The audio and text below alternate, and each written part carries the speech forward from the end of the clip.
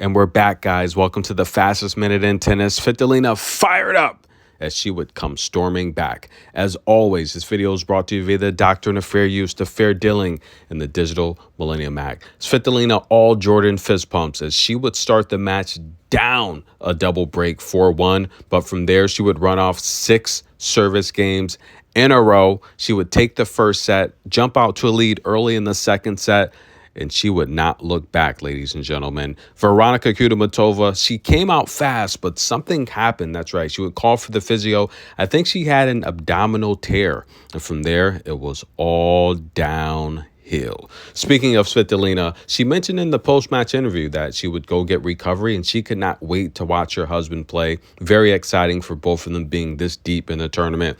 Gail taking on Ben Shelton. How about 3 tie breaks in a row? That's right, guys. But Gail would have to retire due to injury after a very competitive match. She put up 12 aces. Great effort, though. Elena Rybakina, the giant from Kazakhstan, taking on Madison Keys.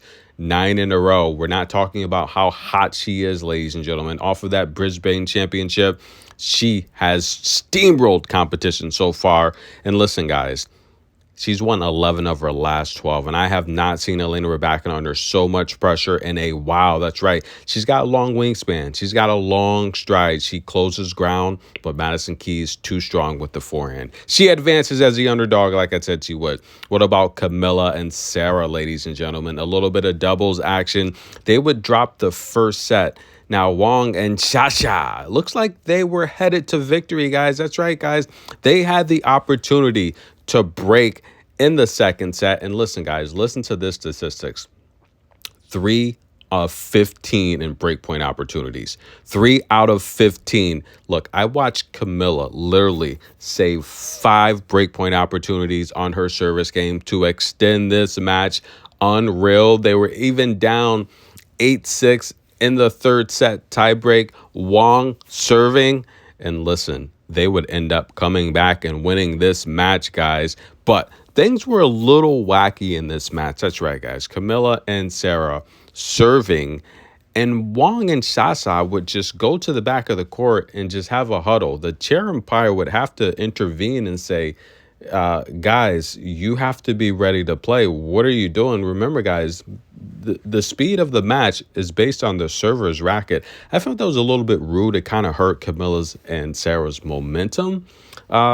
They ended up losing that next point, but a lot of weird stuff. I felt the ELC was very faulty in this match. At one point, Wang went over to the chair umpire. Even though they won the point, she was complaining about the ELC. And then the chair umpire said, look, if you want to replay, you have to ask for it, but you can't review line calls.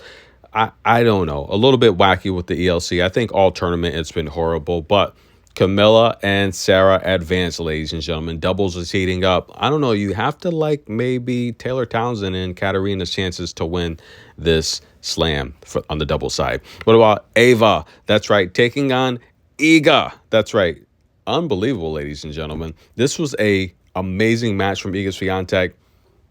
Iga's Bakery is open. That's right, ladies and gentlemen. How about a bagel and a breadstick? Iga Swiatek played very well. 81% of her first serve. She won 69% of her second serves. 67% of her first serves in play. 3 aces. And listen, ladies and gentlemen, 28 winners to 7. I mean, that's like football numbers. Iga Swiatek looked good. Now, I thought Ava could at least get 1 ace. No, she doesn't serve that powerful, which is why, you know, when she really goes deep in the main tour, she's going to struggle. However, guys, congratulations. She had an amazing tournament. She has to be proud of herself. The lucky loser, she literally took advantage of that opportunity Anna Kalinskaya gave her by withdrawing from the tournament. But her serve, she's only consistently at about 105 kilometers per hour on the serve. So Iga Swiatek had a field day today. Jordan fist pump. She's pumped up. Who's she going to take on next? You guys ready? Dasha, Emma Navarro in a marathon match, nearly 3 hours, ladies and gentlemen. Now, Emma Navarro would prevail. She would actually save several breakpoint opportunities in the 11 service game. She would go ahead in the 12 service game. After Dasha was up 30-love, she would come back, show mental toughness, and like she said in the post-match interview, grab a drink of water, guys. 10 hours on court, 4 straight matches, 3+ sets. Have a bow, young lady, and take those American flags, wave them around your head like a helicopter. She's going to take on Iga Swiatek next, guys. Now, they played in Charleston back, I want to say 7 years ago. Now, Emma had the higher ranking. She was ranked 400, and Iga Swiatek was ranked like 1,000. That's right, converting from juniors to the main tour after the injury.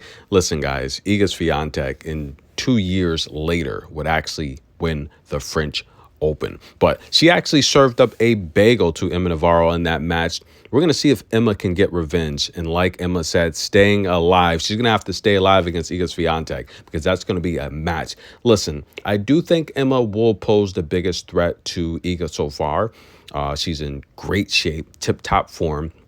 She said spending so much time on court doesn't bother her. In fact, it helps her. It helps her form, and she enjoys it.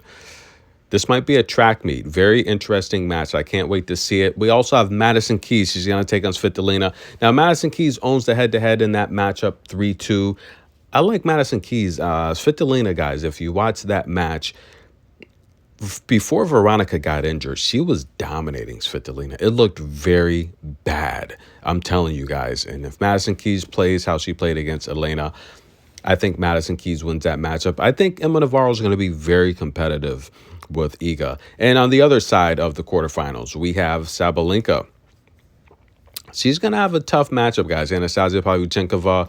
That's going to be a good matchup. I'm going for the upset. I'm going for Anastasia to defeat Sabalenka. And listen, guys, Coco Badosa.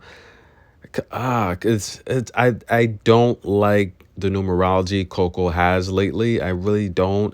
I think it's going to be a tough matchup with Paula Badosa, but again, I picked Coco to win the tournament. I think she'll prevail, but again, we may have another tight match. It could go 3 sets or it could be 2 sets, 6-4, 6-4, but they're going to be tight service games. Tennis in a minute. Get your popcorn, like the video, show some love, hit the super thanks. Thanks for listening. The fastest minute in tennis. We'll be back.